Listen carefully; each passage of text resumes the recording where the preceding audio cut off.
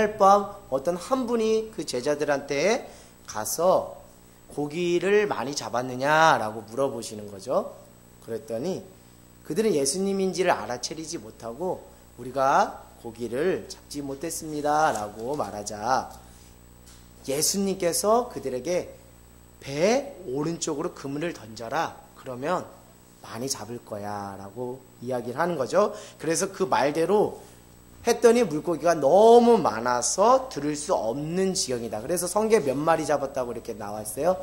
153마리. 근데 그물이 찢어지지 않고 정말 만선의 기쁨을 얻었습니다. 근데 뒤늦게서야 베드로가 누구인지를 안 거예요. 예수님인 줄 알고 급하게 겉옷을 두르고 바다에 뛰어내리는 거죠. 그러면서 이제 그런 시간들을 통해서 제자들이 물고기를 이제 자꾸 육지로 이제 옮기는 거죠. 육지로 물고기 153마리를 옮겨서 열심히 수고해서 옮겨서 놓는 과정 중에 예수님이 먼저 가셔서 무태 가셔서 뭐 하신 거예요? 숯불을 피우고 그 위에 생선을 올려놓고 떡을 준비하시면서 제자들한테 하는 거야. 야, 와서 우리 아침 먹자. 내가 너희들을 위해서 물고기와 떡을 준비했으니 와서 같이 먹자라고 이렇게 이야기를 하는 것이죠. 오늘 예수님과 제자들이 아침 먹은 이야기입니다. 쉽게 말해서. 자, 여러분들 우리가 사람과의 관계 속에서 살아가는 존재인데요. 사람과의 관계 속에서 참 우리가 내가 좋아하는 사람들과 살고 싶은 욕심들이 다 있고 소망함들이 있지만 그럴 수가 없잖아요. 내가 좋아하는 사람들이 있는가 하면 내가 정말 싫어하고 회피하는 사람들도 우리 주변에 많이 있다는 것이죠. 그게 우리 인간관계의 모습인데요. 그런 거예요. 그래서 내가 정말 저 사람 꼴 보기 싫고 정말 상대하기 싫어서 저 사람하고 연을 끊어버렸어요. 그런데 이게 무슨 시츄에이션인가 했더니 그 사람이 또 어느 순간 내 인생의 주변머리에서 배회를 하는 거예요. 나는 관계를 끊었는데 그 사람이 와서 배회를 하는 거예요. 이제 안전히 내가 관계를 절연하고 끊어버리겠다 해서 완전히 끊어버렸어요. 아이고 속 시원하다. 이제 그 사람 얼굴 볼 일이 없네. 그 사람 얼굴만 봐도 속이 치밀어서 밥이 안 넘어갈 정도로 힘들었는데 이제 그 사람 안 보니까 두 손 두 발 쫙 펴고 아주 밥 잘 먹고 잘 자겠다 이렇게 했는데 어느 날 직장에 갔는데 어떻게 그 사람하고 똑같은 스타일의 그 사람이 또 있는 거예요. 엄매 이거 어떡하냐는 거예요. 나는 그 사람하고 이제 인연을 끊었기 때문에 나를 괴롭게 하는 사람은 없으리라 생각했는데 그 사람하고 아주 똑같은 사람이 또 거기 회사에 있는 거예요. 그러면서 그 상사가 나를 또 이렇게 괴롭히는 거예요. 그게 인간관계예요. 그만큼 우리가 좋아하는 사람과만 인간관계를 맺을 수 없는 거예요. 그래서 막 어떤 사람 극단적으로 이럴 바에는 산에 들어가서 혼자 살지 하면서 현실을 부정하고 막 도망가는 사람들도 있어요. 자, 그런데 여러분 그렇게 한다고 해서 해결이 되는 거예요? 그럴 수 없죠. 그런 말이 있습니다. 원수는 어디서 만난다 그래요? 근데 외나무다리가 왜 우리 인생 가운데 왜 이렇게 많냐는 거예요. 외나무다리가 한 개면은 그런갑다 하고 그냥 하나 그냥 눈 감고 넘어가면 되는데 인생에 외나무다리가 왜 이렇게 많은 거예요? 갈 때마다 외나무다리에서 왼수를 만나서 왼수랑 눈싸움하고 째려보고 으르렁대고 어떻게 저떻게 하고 치고 받고 하다가 또 터지고 하면서 몇 차례 외나무다리를 건너야 되는 거예요. 자, 우리 친구들, 우리 어린이 교회, 청소년 교회, 우리 청년들은 잠깐 귀를 막아주세요. 자, 우리끼리 하는 얘기예요. 이거는 우리끼리 하는 얘기예요. 우리 시골에서 우리 어머니가 하는 우리끼리 얘기니까 너만 알고 있어 이렇게 얘기하는데 근데 실상은 우리끼리 얘기인데 동네 사람들은 다 아는 얘기거든요. 근데 우리끼리 얘기인 거예요. 자, 인생에 많은 외나무다리가 있는데 또 외나무가 또 있더라고요. 그건 뭐냐면 결혼을 했는데 그 맞은편에 외나무다리에 서 있는 그 사람이 있더라고요. 근데 그 사람이 낯설지가 않은 거예요. 같이 먹고 같이 자는 그 사람인 거예요. 누구예요? 아내 남편이 또 결혼하니까 그게 또 외나무 다리에 또 떡하니 버티고 있는 거 있죠. 우리 청소년 어린이 청년들은 듣지 않았으리라 믿습니다. 우리끼리 얘기인 거예요. 그만큼 살아가면서 우리 장덕원처럼 너무 아주 뭐 깨닫는 바가 벌써 있나 봐요. 웃는데, 자, 그만큼 우리가 내가 좋아하는 사람들하고만 관계할 수 없다는 걸 그냥 단편적으로 재밌게 우스갯소리로 우리끼리 하는 얘기입니다.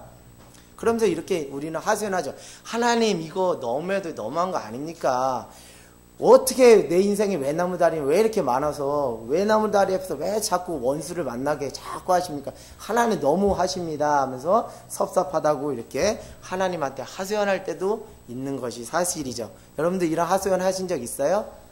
우리 하소연 그런 거 하신 분들은 그냥 하셨다고 솔직히 하나님 앞에 오늘 기도하면서 고백하는 귀한 은혜가 있기를 원합니다. 오늘 제자들은 지금 예수님을 배반하고 부인하고 다 떠난 배신자거든요. 그런 미안한 마음에서인지 몰라도 예수님과의 관계가 어때요? 껄쩍지근한 거죠. 예수님을 지금 몇 번째 보는 거예요? 부활하신 예수님이 몇 번째 나타났다 그랬어요? 14절에 보니까 3번 나타났다. 지금 이전에 벌써 2번을 만났고 지금 3번째거든요. 그러니까 예수님이 살았는지 죽었는지 알아요, 몰라요? 소식을 알잖아요. 예수님이 죽음에서 부활하신 걸 알기 때문에 이제는 옛날에 나의 그 부족한 모습들, 내가 예수님 배반한 것들 탈탈 털어버리고 이제 예수님을 따라야지라고 회개하고 따라야지라고 해야 되는데 따랐어요? 아니에요. 사람 낚는 어부로 불렀는데 사람은 안 낚고 디베랴 호수 갈릴리 바다 가서 물고기를 잡고 있는 거예요. 그만큼 예수님과 그 관계를 맺지 않고 뭐 한 거예요? 회피한 거예요. 왜요? 예수님과 자신 간의 관계에서 뭔가 걸리는 부분들이 있기 때문에 이거를 해결하려고 하지 않고 회피를 한 거예요. 그런 제자들에게 지금 예수님께서 3번이나 나타나신 거예요. 여러분, 우리 인생사 다 그렇잖아요. 정말 유쾌한 만남도 있지만 불편한 만남도 있어요. 그럴 때 우리는 어떤 반응을 보이냐면 그 불편한 만남 속에서 우리가 정면 승부하는 사람이 있는가 하면 그 불편한 인간관계에서 정면 승부하지 않고 회피하는 그런 인간관계의 스타일을 취하는 사람도 있습니다. 오늘 제자들이 아마 이런 인간관계의 스타일을 취한 거예요. 예수님이 3번이나 자기에게 나타냈음에도 불구하고 이전에 2번이나 나타냈음에도 불구하고 예수님께 싹싹 빌면서 용서해달라고 내 이제 예수님 제대로 따르겠다고 하지 않고 그저 미안한 마음에 인간적인 마음에 예수님을 자꾸 회피하는 그런 회피하는 인간관계를 하는 것이죠. 이런 면에서 보면 제자들은 어떤 주도권을 가지고 가는 인간관계가 아니라 끌려가는 인간관계를 한 거예요. 인간관계의 주도권을 가지고 인간관계를 맺은 것이 아니라 어떤 환경과 어떤 이유에 의해서 끌려가는 인간관계를 한 것이죠. 하나님은 오늘 우리에게 말씀을 하는 거예요. 사랑하는 아무개야, 사랑하는 누구야, 너희가 사랑함에 있어서 그리고 너희가 누구를 용서함에 있어서 이제는 끌려다니는 것이 아니라 주도권을 가지고 사랑함으로 나가고 주도권을 가지고 용서함으로 나가렴. 언제까지 회피하면서 끌려다니면서 억지로 사랑을 실천하고 억지로 코너에 몰려서 용서를 할 거니 이제는 적극적으로 주도권을 가지고 사랑을 실천하고 용서해보지 않겠니라고 주님께서 말씀하신다라고 생각을 합니다. 주님께서 말씀을 하셨잖아요. 하나님을 사랑하고 내 이웃을 내 몸과 같이 서로 사랑하라. 여러분, 서로 사랑한다는 것은 다른 것이 아니라 내가 모든 내게 허락된 인간관계를 회피하지 않고 정면 승부하면서 하나님이 내게 주신 사랑의 주도권을 빼앗기지 않고 적극적으로 반응하겠다는 것이 서로 사랑함의 깊은 의미가 아닌가라는 생각을 하게 됩니다. 여러분, 사랑함으로 주도권을 쓰시나요? 사랑함에 주도권을 쓰시나요? 아니면 미워하는데 여러분의 주도권을 쓰시나요? 오늘 그것에 대해서 여러분 진지하게 여러분에게 묻고 답하는 시간이 되길 원해요. 근데 여러분, 내가 그 사랑의 주도권을 가지고 갈 내 나름의 힘이 부족하다는 거 여러분 너무 잘 아시죠? 내 힘으로 내 사랑의 그 것으로 주변 사람들을 끝까지 품고 사랑하고 용서하기라는 것은 절대적으로 불가능한 것은 이미 여러분 잘 알 겁니다.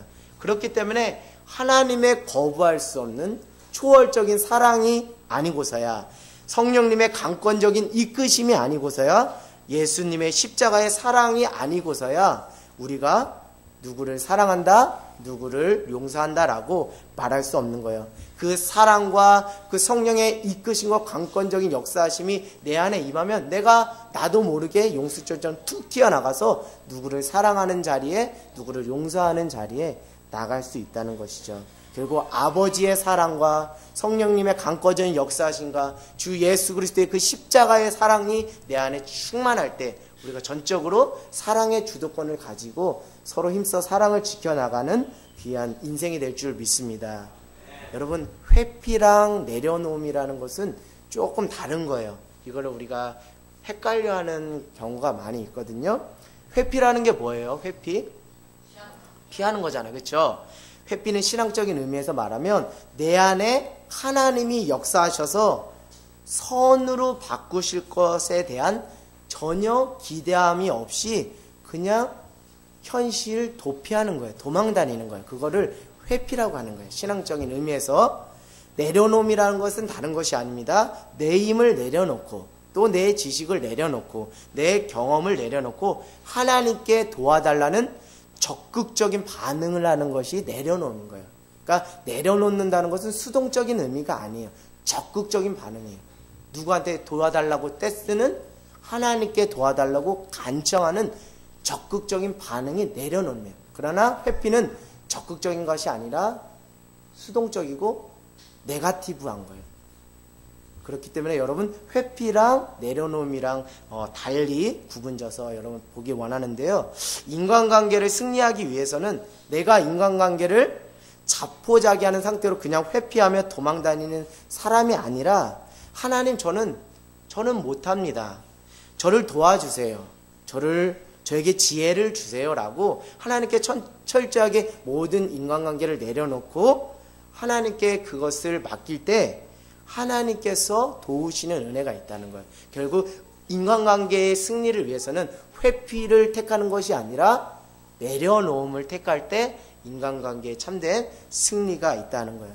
근데 많은 사람들이 이렇게 얘기해요. 저는 내려놨습니다. 제게 허락된 모든 인간관계 내려놨습니다 라고 말하는데 정작 그게 내려놓은 것이 아니더라고요. 그냥 회피한 거예요.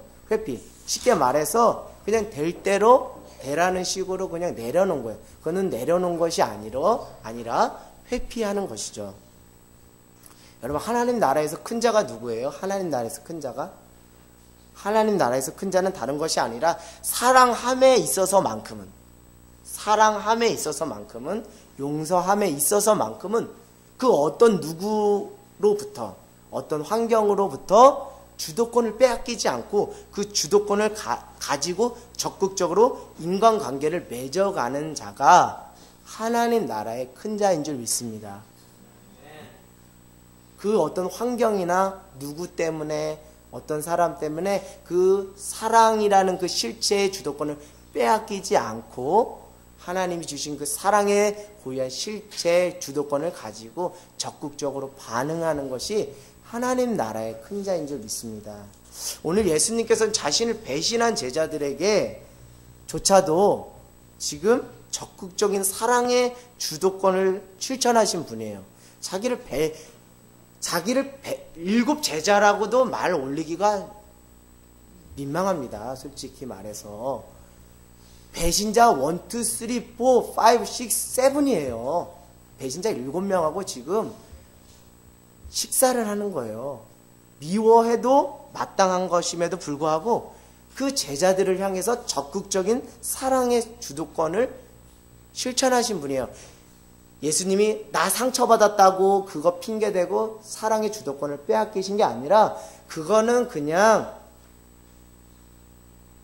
뒤로 내려놓고 사랑하는 제자를 적극적인 사랑의 주도권을 가지고 오늘 실천하셨다는 거예요. 그래서 먼저 찾아가서 물고기 못 잡는 제자들에게 찾아가서 물고기 잡는 거 도와주시고 아침에 아침 밥을 차려 놓으시는 이 모습, 일련의 이 모든 모습을 통해서 하나님의 그 사랑이 무엇인지, 특별히 예수 그리스도를 통해 표현되는 하나님의 사랑이 무엇인지 우리가 알 수 있습니다. 결국 예수님은 사랑에 있어서만큼은 누구에게도 그 주도권, 어떤 환경과 어떤 이유를 불문하고 그 사랑의 주도권을 빼앗기지 않고 적극적으로 실천하셨던 거예요. 그 사랑의 주도권의 클라이막스가 뭐예요? 십자가의 사랑 아닙니까? 십자가의 사랑. 그 십자가의 자리까지도 거부하지 않았어요. 나의 원대로 하지 마시고 아버지의 원대로 되기를 원합니다. 사랑의 주도권을 빼앗기지 않았어요. 십자가의 상에서조차도 빼앗기지 않았어요. 그래서 예수님이 위대하신 분이라고 우리가 말할 수 있는 거예요. 그래서 예수님이 나의 구원자, 나의 메시아라고 우리가 말할 수 있는 거예요. 여러분, 우리 진지하게 여러분 스스로에게 질문을 한번 던져보기 원해요. 저에게도 던질 것인데요. 여러분, 예수님을 믿기 시작하면서 여러분, 사랑하는 사람들이 더 많아졌어요? 아니면 미워하는 사람이 더 많아졌어요? 할렐루야, 아멘. 예수님 믿기 이전은 그냥 내버려 두고 예수님 믿고 나서 내 삶이 사랑하는 사람들로 더 많이 늘어났습니까? 아니면 미워하는 사람으로 더 늘어났습니까? 더 한 걸음 더 나가서 여러분에게 질문을 던져볼게요. 예수님을 믿기 시작하면서 내가 정말 미워하던 사람이 있었거든요. 예수 믿기 전에 정말 미워서 꼴도 보기 싫은 사람이 있었거든요. 근데 예수님을 믿고 나서 미워하던 사람을 품고 용서하고 사랑하는 사람으로 바뀐 대상이 몇 명이나 되는지요? 여러분의 인생에서 몇 명이나 되는지요? 예수님을 믿고 미워하던 사람을 사랑하는 사람으로 바뀐 그 대상이 몇 분이나 계신지 한번 여러분 스스로 오늘 말씀을 들으면서 한번 이렇게 한번 체크를 한번 해보기 원해요. 저는 오늘 어느 노래의 가사처럼 영화 제목처럼 이렇게 제목을 정했어요. 미워도 다시 한번.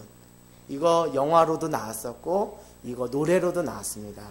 미워도 다시 한번. 이 노래 제가 유행하는 그 세상 노래이긴 하지만 저도 옛날에는 솔창게 노래방 가서 불렀던 적이 있어요. 이만큼 미워도 다시 한번이라는 멘트 자체가 참 재밌어요. 그리고 사람들이 듣기에 참 좋은 멘트인 것 같아요.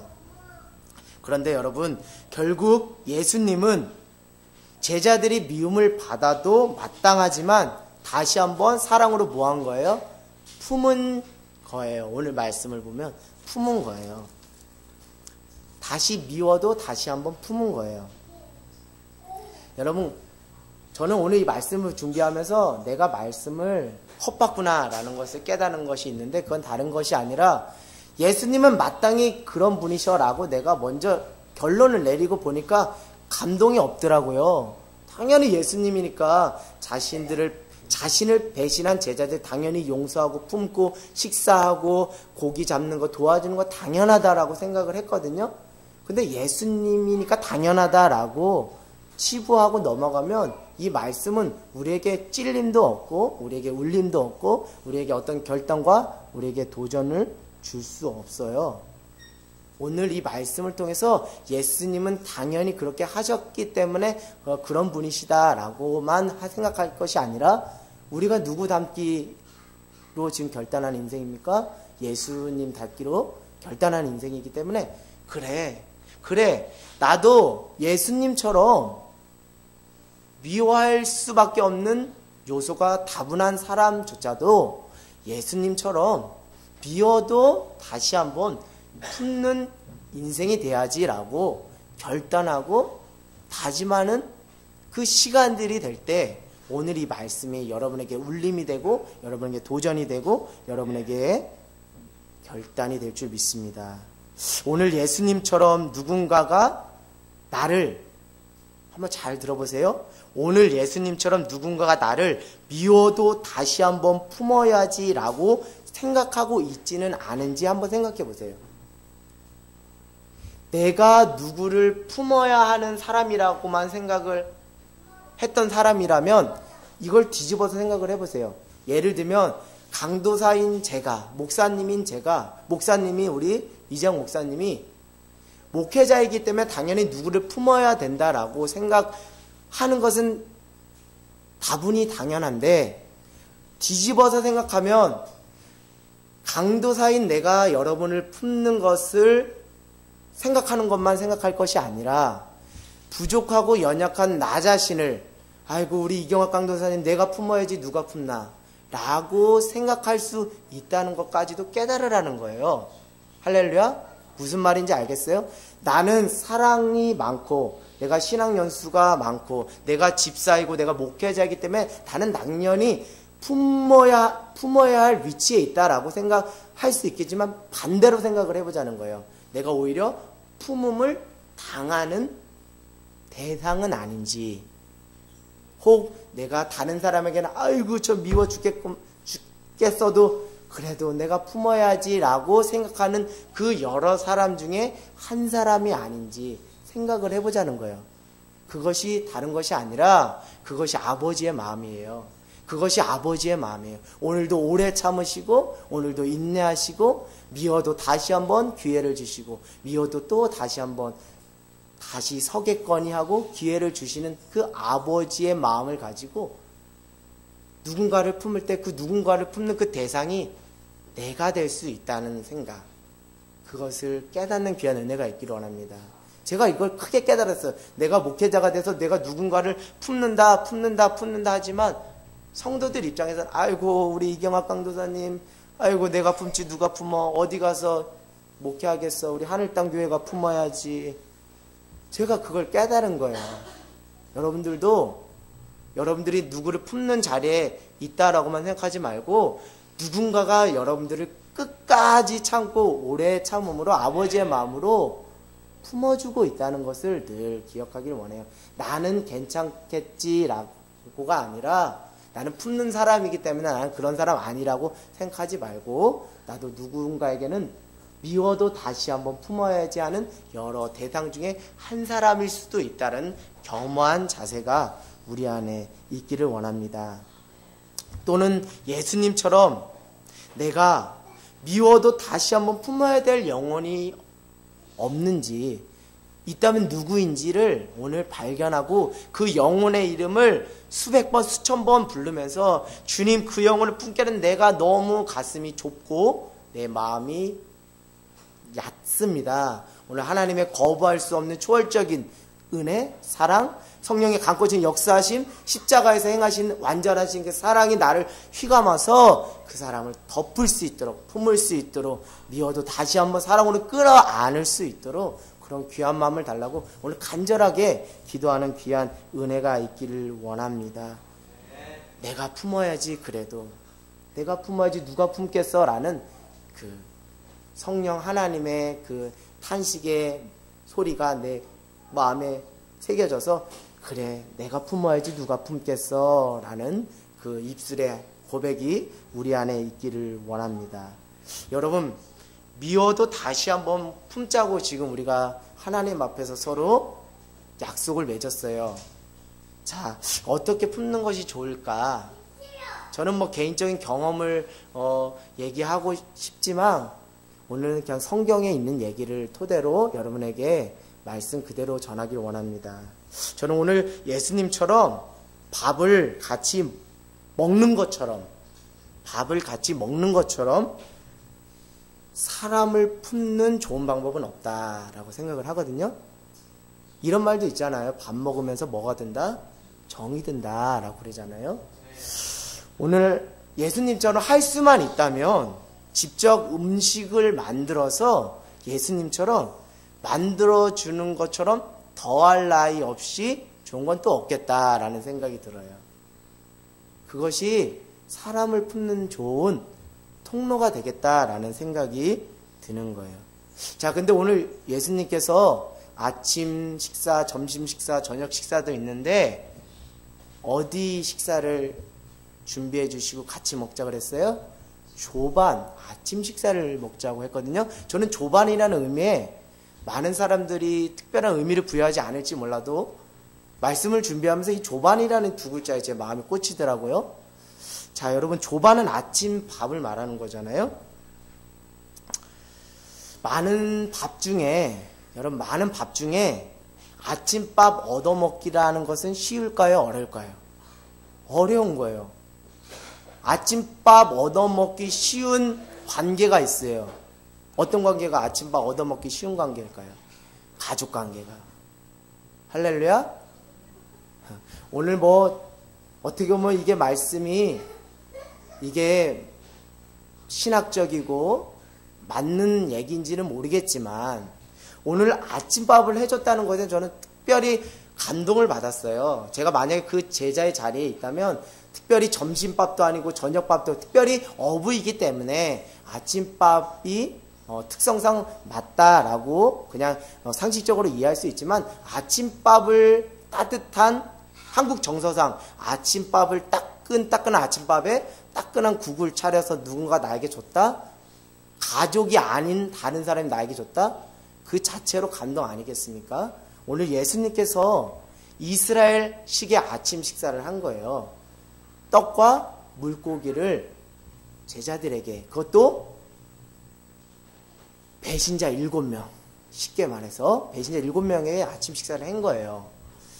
그것은 다른 것이 아니라 많은 밥 중에 아침밥을 얻어먹는다는 것은 그것은 특별한 의미가 있고 특별한 관계, 십이 있다라고 저는 생각이 들거든요. 아무리 친한 사이라고 해도 나 아침밥 사줘! 라고 했을 때 아침에 나오는 사람이 그렇게 많을까요? 내가 아침밥 사줄게, 너 나와! 라고 했을 때 나오는 사람들이 많이 있을까요? 쉽지 않을 거예요. 그러나 점심밥 사줄게, 저녁밥 사줄게 그러면 많이 나오죠.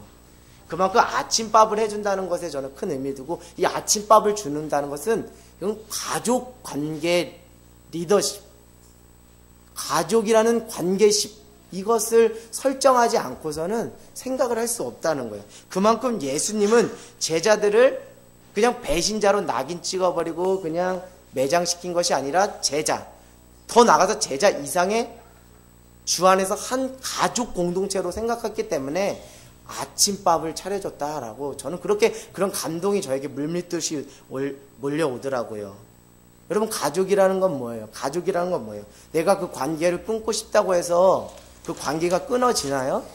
그렇지가 않아요. 이 가족이라는 것은 정말 운명 공동체인 거예요. 믿다고 버릴 수 있는 것이 아니라 미워도 다시 한번 끌어안을 수밖에 없는 것이 가족입니다. 여러분, 우리는 주 안에서 예수 그리스도의 보혈로 우리는 한 가족됨을 여러분 믿으시나요? 믿으시나요? 우리는 가족인 거예요. 우리는 주 안에 한 가족인 거예요. 결국 믿다고 인간관계를 끊을 수 있는 그런 관계가 아니에요. 우리는 주님 안에서 한 가족입니다. 만약 믿다고 그 인간관계를 끊고 회피하고 만다면 예수님의 죽음과 예수님의 피 흘림은 정말 헛것이 되고 만다는 생각이 들거든요. 결국 오늘 예수님처럼 미워도 다시 한번 일하는 사랑을 실천할 수 있는 비결이 무엇일까? 정말 제자들이 자신을 배신했음에도 불구하고 사랑의 그 주도권을 빼앗기지 않고 적극적으로 사랑을 실천할 수 있었던 비결은 무엇일까? 그것은 다른 것이 아니라 바로 옆 사람을 주 안에서 진짜 가족이라고 내가 인식하고 받아들이고 내가 수용하기 때문에 그래도 미워도 다시 한번 미운 놈 떡 하나 더 주는 심정으로 다시 품을 수가 있는 거예요. 진짜 가족이 아니면 품을 수가 없어요. 가족이기 때문에 품을 수 있는 거예요. 여러분, 우리가 주 안에서 한 가족입니다. 그렇기 때문에 우리가 끊을 수 없는 거예요. 그것을 여러분 오늘 절실하게 깨닫는 귀한 은혜가 있기를 원합니다. 사랑하는 여러분, 옆 사람이 여러분에게는 어떤 존재이고 누구입니까? 미우면 관계를 끊고 좋으면 만나는 그저 그런 단순한 관계가 아니라는 것이죠.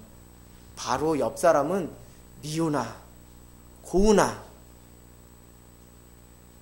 하나님께서 예수 그리스도를 통해서 예수 그리스도의 피값을 지불하면서까지 우리에게 허락한 신앙 공동체, 영적인 가족 공동체의 일원임을 우리가 깨닫는 귀한 은혜가 우리 안에 있기를 원합니다. 그것이 진정으로 깨달아질 때, 그것이 제대로 우리 안에 인식으로 작동하고 내 내면에 깊이 새겨져 있다면 오늘 말씀 제목처럼 미워도 다시 한번 품을 수 있는 귀한 아버지의 마음과 그 은혜가 우리 안에 있는 줄 믿습니다. 여러분, 우리는 주님 안에서 한 가족입니다. 우리는 주님 안에서 한 가족입니다. 미워도 다시 한번 한 사람 한 사람을 품어보는, 품기로 작정하고 품기로 몸부림치며 주님, 내가 몸품어요. 그래서 내가 주님 앞에 맡겼습니다. 주님의 초월적인 사랑으로 더 충만하게 채워서 또 품을 수 있도록, 품는 자리로 나아갈 수 있도록 도와달라고 간청하고 매달리는 귀한 은혜가 우리들 안에 있기를 간절히 소망합니다. 아멘. 우리